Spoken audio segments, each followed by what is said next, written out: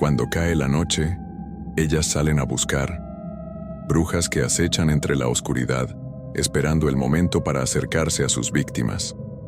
Aquí escucharás relatos de encuentros que jamás debieron ocurrir y de personas que nunca volvieron a ser las mismas.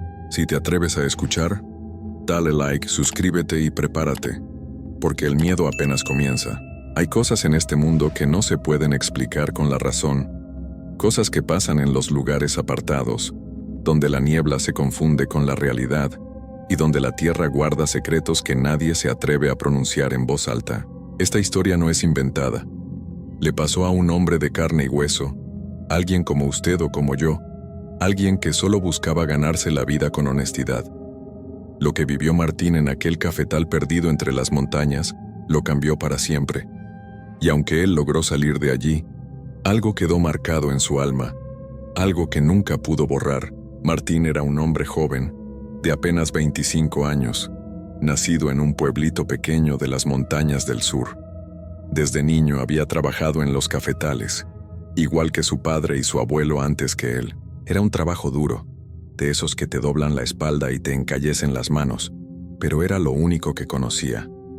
Cuando le ofrecieron trabajo en una finca alejada, entre montañas cubiertas de neblina casi todo el año, aceptó sin pensarlo mucho. Necesitaba el dinero y no era de los que le temían a la soledad. La finca quedaba tan escondida que solo se podía llegar por un camino de tierra que serpenteaba entre cerros y barrancos. El patrón era un hombre mayor, de pocas palabras, que vivía en el pueblo y solo iba de vez en cuando a revisar la cosecha. En el rancho solo vivían 4 trabajadores más, todos hombres callados que hablaban poco y trabajaban mucho. Había algo extraño en el ambiente desde el primer día, pero Martín no le dio importancia. Pensó que era solo la lejanía, la humedad constante, el silencio pesado que se metía entre los árboles. Los primeros días fueron normales. Se levantaba antes del amanecer cuando todavía estaba oscuro y el frío calaba hasta los huesos. Caminaba entre las hileras de cafetos con su canasta, recogiendo los granos maduros con movimientos mecánicos, casi sin pensar. La neblina bajaba todas las mañanas como un manto espeso que no dejaba ver más allá de unos cuantos metros. Pero eso era común en esas tierras altas. Martín se acostumbró rápido al silencio, al sonido de sus propios pasos sobre la tierra húmeda, al canto lejano de algún pájaro perdido en la bruma. Fue en la 5ª madrugada cuando vio la figura por primera vez. Estaba agachado entre los cafetos, llenando su canasta, cuando sintió esa sensación extraña de que alguien lo observaba. Levantó la vista y la vio. Una mujer. O al menos eso parecía. Estaba lejos, tal vez a unos 30 metros, parada entre las hileras de plantas. Era una silueta oscura, encorvada, completamente inmóvil. La neblina se movía a su alrededor, pero ella no. Estaba allí, de pie, mirando en su dirección. Martín se quedó quieto, con el corazón latiéndole un poco más rápido. Pensó que sería alguna mujer del pueblo que había venido a buscar trabajo, o tal vez la esposa de uno de los otros jornaleros. Pero algo en la forma en que estaba parada lo hizo dudar. No se movía, no hacía ningún gesto, solo estaba allí, como una estatua oscura en medio de la niebla. Levantó la mano para saludar, pero la figura no respondió. Martín parpadeó y cuando volvió a mirar, ya no estaba. La neblina seguía moviéndose lentamente, pero la mujer había desaparecido. Se quedó mirando el lugar donde había estado, sintiendo un escalofrío que no tenía nada que ver con el frío de la mañana. Esa noche, en el rancho, le preguntó a los otros trabajadores si habían visto a alguna mujer cerca del cafetal. Todos lo miraron con extrañeza. Uno de ellos, un hombre mayor llamado Don Esteban, negó con la cabeza mientras mascaba un pedazo de panela. «No hay mujeres por aquí, muchacho. La finca está muy lejos de todo, aquí solo estamos nosotros». Martín asintió, pero no quedó convencido. Había visto algo, de eso estaba seguro, pero decidió no insistir. Tal vez había sido una sombra, un truco de la luz y la neblina. Se acostó en su catre pensando que al día siguiente todo tendría más sentido. Pero al día siguiente la vio de nuevo. Esta vez estaba un poco más cerca, tal vez a unos 20 metros. Seguía siendo solo una silueta oscura, encorvada, inmóvil. Martín dejó de recoger café y se quedó mirándola fijamente. Intentó distinguir su rostro, su ropa, cualquier detalle que le dijera quién era o qué hacía allí. Pero la neblina era demasiado espesa y la figura estaba demasiado quieta. No parecía respirar. No parecía viva. «Oiga», gritó Martín, sintiendo su voz temblar un poco. «¿Necesita algo?» No hubo respuesta. La figura siguió allí, inmóvil, mirándolo. O al menos eso sentía Martín. Aunque no podía ver sus ojos, sabía que lo estaba observando. Lo sentía en la piel, en la nuca, en el peso silencioso de esa mirada invisible. Dio un paso hacia ella. Pero en ese momento uno de los perros del rancho comenzó a ladrar con desesperación desde algún lugar cercano. Era un ladrido agudo, lleno de miedo. Martín volteó hacia el sonido, y cuando volvió a mirar hacia la figura, ya no estaba. Se había ido otra vez. Esa noche los perros no dejaron de aullar. Aullaban como si estuvieran asustados, como si algo los tuviera aterrorizados.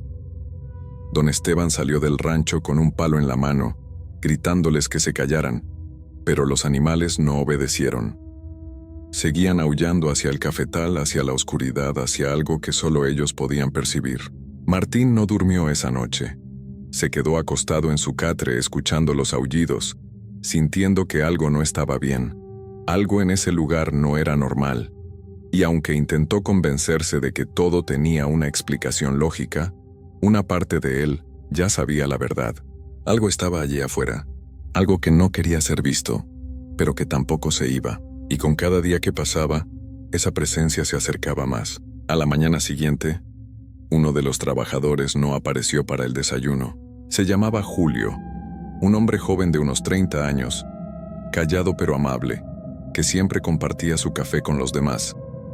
Don Esteban fue a buscarlo a su cuarto y lo encontró vacío. La cama estaba tendida, sus cosas seguían ahí, pero él no.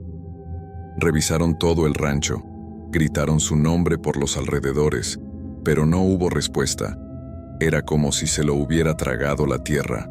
Martín sintió un nudo en el estómago cuando salieron a buscarlo al cafetal. Caminaron entre las hileras de plantas, apartando las hojas mojadas, llamándolo a gritos. La neblina estaba más espesa que nunca, tan densa que apenas podían verse unos a otros. Fue don Esteban quien encontró algo extraño. «Vengan a ver esto», gritó con voz temblorosa. Martín corrió hacia donde estaba el viejo y lo que vio lo dejó helado. En medio de la tierra húmeda, entre dos hileras de cafetos, había un círculo perfecto hecho con granos de café. Los granos estaban ordenados con cuidado, formando un anillo de casi 2 metros de diámetro. En el centro del círculo no había nada, solo tierra removida, como si alguien hubiera estado arrodillado allí durante horas. No había rastro de Julio por ningún lado. Los otros trabajadores se miraron entre ellos con miedo. Nadie dijo nada, pero todos pensaban lo mismo. Algo había pasado en ese lugar, algo que no querían entender ni nombrar. Don Esteban hizo la señal de la cruz y murmuró una oración en voz baja. Luego les ordenó que volvieran al rancho. Esa noche nadie quiso hablar de lo que habían visto. Se sentaron alrededor de la fogata en silencio, comiendo sin apetito, evitando mirarse a los ojos. Martín sentía el peso del miedo en el aire, un miedo antiguo, de esos que se heredan de generación en generación en los pueblos de montaña. Su abuela le había hablado alguna vez de cosas que vivían en los lugares apartados, cosas que no eran de este mundo, pero que tampoco eran del otro. Cosas que se quedaban atrapadas entre la niebla y la realidad, esperando. Esa noche Martín tampoco pudo dormir. Se quedó acostado mirando el techo de madera, escuchando los sonidos de la noche. Los perros ya no aullaban. De hecho, no hacían ningún ruido. Eso era peor que los ladridos. El silencio era total, pesado, como si todo el mundo estuviera conteniendo la respiración. Cuando finalmente logró quedarse dormido, tuvo un sueño terrible. Soñó que caminaba por el cafetal en medio de la neblina y que la figura de la mujer estaba frente a él, tan cerca que podía tocarla.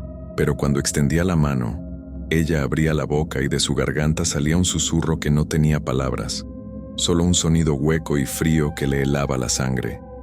Y entonces, en el sueño, la mujer decía su nombre: Martín. Lo decía una y otra vez, con una voz que parecía venir de muy lejos y muy cerca al mismo tiempo. Despertó sobresaltado, bañado en sudor frío, con el corazón golpeándole el pecho. Miró hacia la ventana y vio que todavía estaba oscuro. Faltaba poco para el amanecer. Se levantó temblando y salió del cuarto para tomar aire fresco. Fue entonces cuando la vio de nuevo. Estaba allí, al borde del cafetal, a no más de 10 metros del rancho. Esta vez estaba más cerca que nunca. Martín pudo distinguir mejor su forma. Era una mujer encorvada, vestida con algo oscuro que le colgaba del cuerpo como trapos mojados. Tenía el cabello largo y enredado que le caía sobre el rostro. Pero lo peor, lo que hizo que Martín sintiera que las piernas le temblaban, era que no estaba parada sobre el suelo. Parecía flotar unos centímetros por encima de la tierra, deslizándose lentamente entre la neblina. Los perros estaban acurrucados en sus esquinas, temblando, sin atreverse a ladrar. Martín quiso gritar, quiso correr, pero no pudo moverse. Se quedó clavado en el suelo, mirando a esa cosa que se acercaba con una lentitud terrible. Podía sentir su presencia, podía sentir el frío antinatural que emanaba de ella. Y entonces escuchó el susurro. Era el mismo susurro de su sueño. Un sonido sin palabras que se metía directamente en su cabeza, y entre ese murmullo confuso, Martín escuchó claramente su nombre: Martín. La cosa sabía cómo se llamaba. Algo en su interior se quebró en ese momento. No era miedo lo que sentía, era terror puro, el terror de saber que había algo en este mundo que no debería existir y que ese algo lo había elegido a él. Sin pensar, cerró los ojos con fuerza y comenzó a rezar. Rezó como le había enseñado su abuela cuando era niño. Rezó con desesperación, con todo lo que tenía.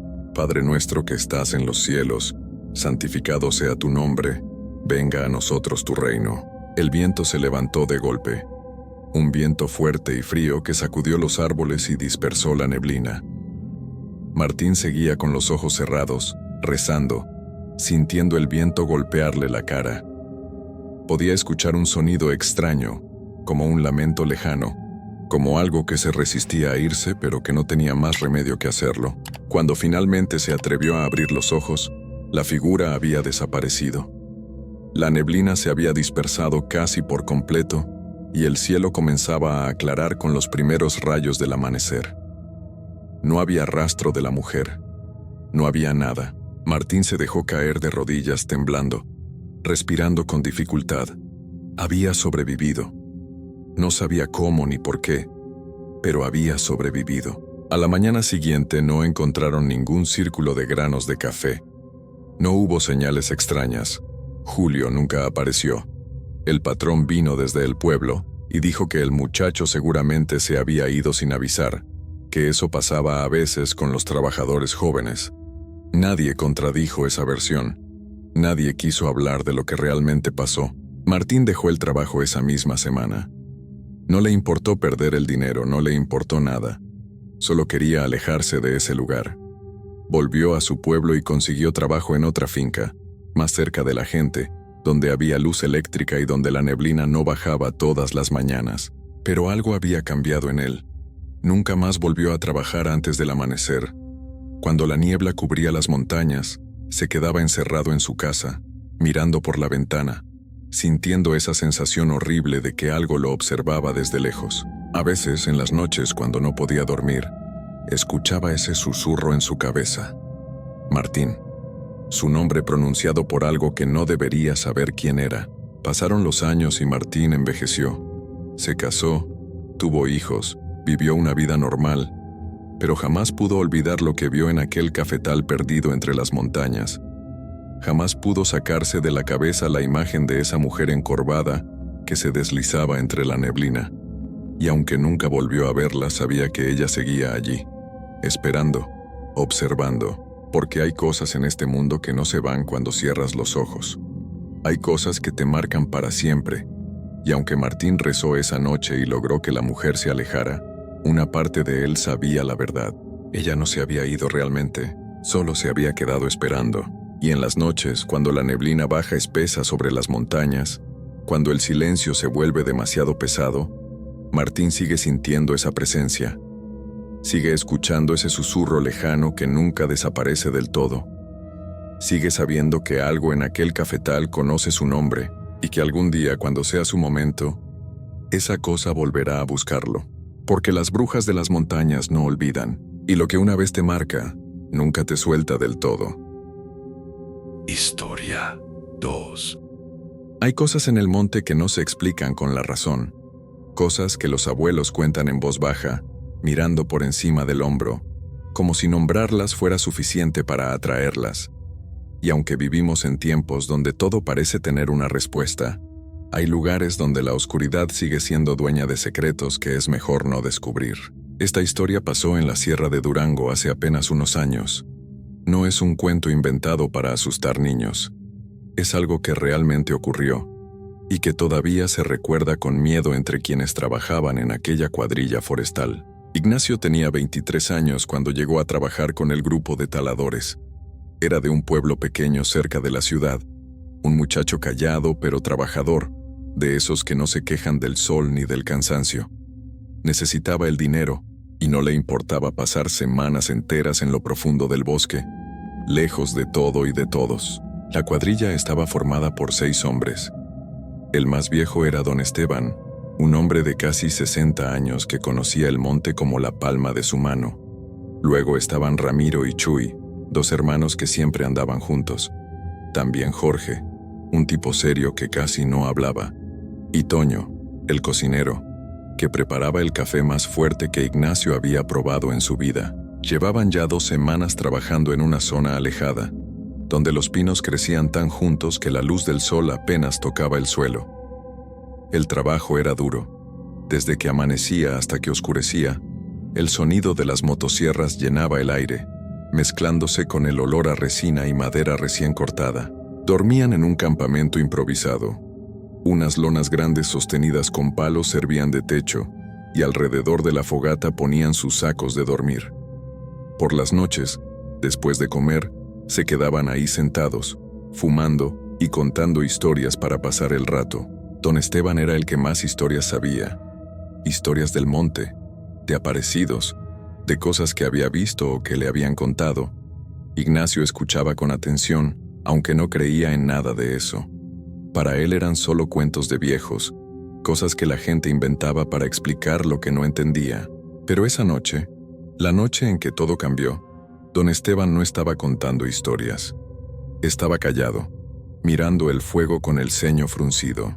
Ramiro se dio cuenta. «¿Qué te pasa, don Esteban? ¿Por qué tan serio?» El viejo levantó la vista y miró hacia la oscuridad del bosque.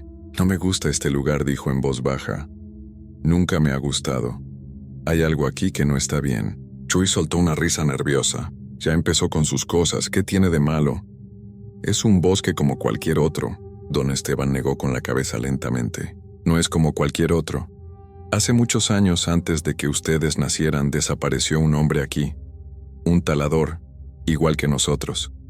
Lo encontraron semanas después, o lo que quedaba de él. Dicen que fue un animal, pero yo conocí a ese hombre. Era fuerte, sabía defenderse, y las marcas que tenía no eran de ningún animal que yo conozca». Se hizo un silencio incómodo. Solo se escuchaba el crepitar del fuego y el viento moviéndose entre las copas de los árboles.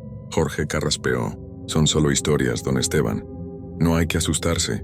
Pero el viejo no dejaba de mirar hacia la negrura del bosque. «La gente de por aquí dice que en este monte vive algo. Algo que no es humano, pero que puede parecerlo. Algo que llama a los hombres para llevarlos adentro y que nunca vuelvan a salir». Ignacio sintió un escalofrío, aunque se dijo a sí mismo que era por el frío de la noche. No quería admitir que las palabras del viejo lo habían inquietado. Toño se levantó y echó más leña al fuego. «Bueno, pues mejor nos quedamos todos juntos y ya está. Nadie se va a meter solo al monte de noche». Todos asintieron. Era lo más sensato. Pero entonces, desde la oscuridad, llegó un sonido que les heló la sangre. Era el llanto de un bebé, un llanto claro, desgarrador que venía de algún lugar entre los árboles. Un llanto que no debería estar ahí, en medio de la nada, a kilómetros de cualquier pueblo. Los 6 hombres se pusieron de pie al mismo tiempo, mirando hacia el bosque. El llanto continuaba. Subía y bajaba como si el bebé estuviera sufriendo, como si necesitara ayuda desesperadamente.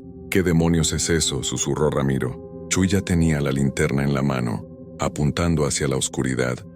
Pero el haz de luz no llegaba muy lejos. Los árboles se lo tragaban todo. «Puede ser un animal», dijo Jorge, aunque su voz no sonaba muy convencida. Don Esteban dio un paso atrás, alejándose del borde del campamento. «No vayan. Por favor, no vayan». Pero Ignacio ya había agarrado su linterna. Su corazón latía rápido, pero no de miedo. Sentía que tenía que ir, que no podía quedarse ahí sabiendo que tal vez había un niño perdido en el monte, sufriendo, esperando ayuda. «Voy a ver qué es», dijo. Toño lo agarró del brazo. «No seas tonto, Ignacio, quédate aquí». Pero Ignacio se soltó. «Si hay un niño ahí afuera, no puedo dejarlo, no puedo». Don Esteban lo miró con ojos llenos de preocupación. «No es un niño, muchacho. Es ella. Es la bruja del monte. Así es como atrae a los hombres. Imita voces, imita llantos. Pero cuando te acercas...» Ignacio lo interrumpió. «No creo en esas cosas, don Esteban, con todo respeto». Y antes de que alguien pudiera detenerlo, se internó en el bosque. La luz de su linterna bailaba entre los troncos de los pinos. El aire era frío y olía a tierra húmeda. A su alrededor, todo estaba en silencio, excepto por el llanto que ahora parecía más cercano. Ignacio caminó despacio, esquivando ramas y piedras. Su respiración se hacía visible en el aire helado de la noche. «¿Hola?», gritó. «¿Hay alguien ahí?». El llanto se detuvo de golpe. Ignacio se quedó quieto, escuchando. Nada, solo el viento, y entonces desde algún lugar más adelante escuchó una voz. «Ignacio». Era un susurro, suave, casi dulce. «Ignacio». Su nombre. Alguien estaba diciendo su nombre. Se le erizó la piel. «¿Quién está ahí?», preguntó, aunque su voz ya no sonaba tan segura. No hubo respuesta. Solo ese susurro que parecía venir de todas partes y de ninguna al mismo tiempo. Siguió adelante, más despacio ahora. La linterna temblaba en su mano, y entonces la vio. Entre los árboles, agachada sobre una piedra grande y plana, había una figura. Una mujer. Tenía el cabello largo y enredado, lleno de hojas y ramas, que le caía sobre la espalda como una cortina oscura. Estaba descalza. Sus pies sucios y lastimados se apoyaban sobre la tierra húmeda. Se cubría el rostro con las manos y su cuerpo se movía como si estuviera llorando en silencio. Ignacio se acercó despacio, con el corazón latiéndole tan fuerte que sentía que se le iba a salir del pecho. «Señora, ¿está bien?». La mujer no respondió, no se movió. Ignacio dirigió la luz de la linterna hacia el suelo frente a ella. No había ningún bebé, solo tierra removida, como si alguien hubiera estado escarbando ahí con las manos. «¿Qué busca?», preguntó Ignacio dando otro paso. Y entonces la mujer dejó de moverse. Lentamente, muy lentamente, comenzó a bajar las manos de su rostro. Ignacio sintió que algo dentro de él le gritaba que corriera, que se alejara, que no mirara. Pero no podía moverse.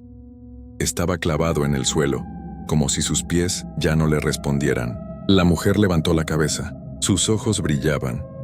Brillaban como brasas encendidas en medio de la oscuridad. No eran ojos humanos, eran algo más, algo que no debería existir. Y sonreía. Una sonrisa ancha, demasiado ancha, que mostraba dientes afilados y disparejos. Ignacio quiso gritar, pero no le salió la voz. La linterna en su mano comenzó a parpadear. La luz se hacía débil, como si algo estuviera chupándole la energía. Y entonces el llanto volvió. Pero ahora no venía de un solo lugar. Venía de todas partes. De arriba, de abajo, de los lados. El llanto de un bebé que llenaba todo el bosque, que le taladraba los oídos, que le nublaba la mente. Ignacio dio un paso atrás, luego otro. La mujer se puso de pie. Su cuerpo se movió de una forma extraña, como si sus articulaciones no funcionaran como las de una persona normal.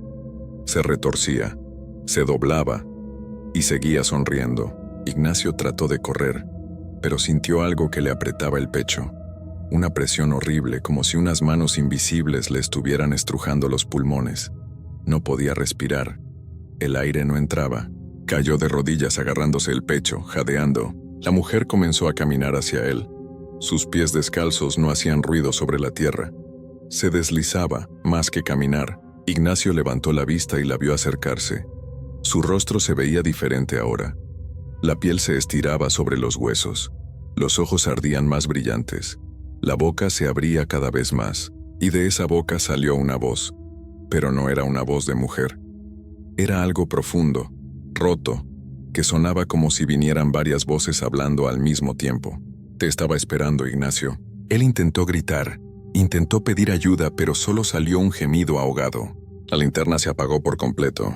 Todo quedó en oscuridad. Lo último que Ignacio sintió fue que algo lo agarraba de los tobillos y comenzaba a arrastrarlo hacia adentro, hacia lo profundo del bosque. Gritó con todas sus fuerzas, pero el llanto del bebé ahogó su voz. Y después nada. Cuando amaneció, los otros hombres lo buscaron. Gritaron su nombre durante horas. Recorrieron el bosque armados con machetes y linternas, siguiendo el camino que Ignacio había tomado la noche anterior. Encontraron su linterna tirada en el suelo, rota. La batería todavía estaba buena, pero no encendía. Más adelante, encontraron su hacha. Estaba clavada en un tronco como si la hubiera dejado ahí a propósito. Y luego vieron las marcas de arrastre en la tierra. Como si alguien hubiera sido arrastrado luchando hacia lo más profundo del monte. Don Esteban siguió las marcas con la mirada, pero no se atrevió a ir más allá. Sabía que no iban a encontrar nada bueno. Llamaron a las autoridades. Vinieron grupos de búsqueda. Rastrearon el área durante días. Pero nunca encontraron el cuerpo de Ignacio. Nunca encontraron nada más que esas marcas que se perdían entre los pinos. La cuadrilla dejó de trabajar en esa zona. Nadie quiso volver. Don Esteban renunció poco después. Dijo que ya estaba viejo para esas cosas, pero los que lo conocían sabían que no era por la edad, era por el miedo. Ramiro y Chuy se fueron a trabajar a otro estado. Jorge también. Toño dejó de hablar del tema, pero dejó de cocinar en campamentos forestales. Consiguió trabajo en un restaurante del pueblo y nunca más volvió al monte.